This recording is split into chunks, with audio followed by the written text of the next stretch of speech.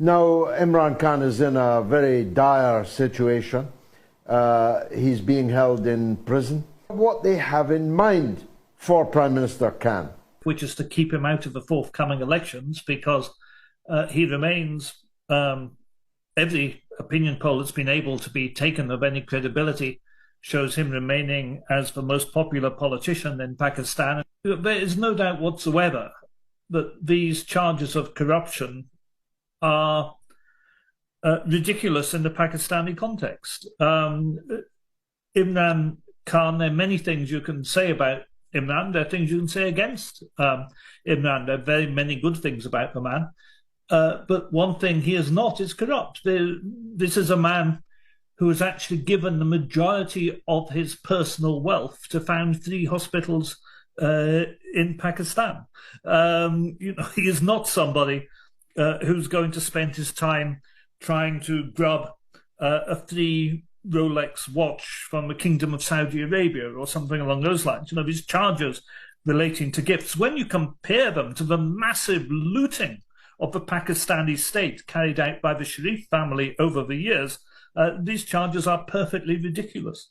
Now, we both remember the time when Imran Khan was never out of the newspapers in Britain, not just as a politician, but as a former playboy, as a wonderful ace cricketer, as a personality, a celebrity. And yet here he is now in prison on trumped-up charges. The United States had given to getting rid of Imran Khan. And of course we have to remember why. He not only campaigned against drone operations in Pakistan, he stopped drone operations in Pakistan, and he stopped American military operating out of Pakistan. He moved to get his oil supplies from Russia instead of from the Gulf states, and moved to stop paying for oil in dollars. He refused to back motions at the United Nations supporting the United States position on Ukraine.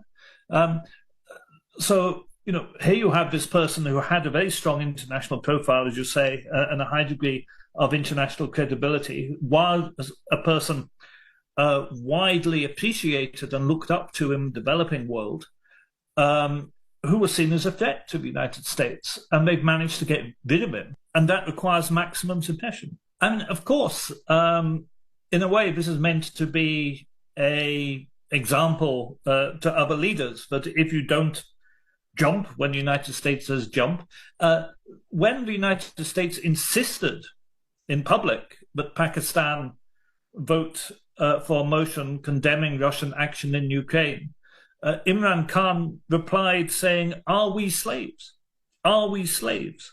And the Americans can't stand people turning around to them and saying, "Are we slaves?" Because the truth hurts, and the truth is they do treat the developing world like slaves. They don't accept the developing world has a right to its own opinion, to its own ideas, and to an anti-imperial, anti-colonial background or way of thinking. So I think there are deep lessons here in the treatment of Imran Khan.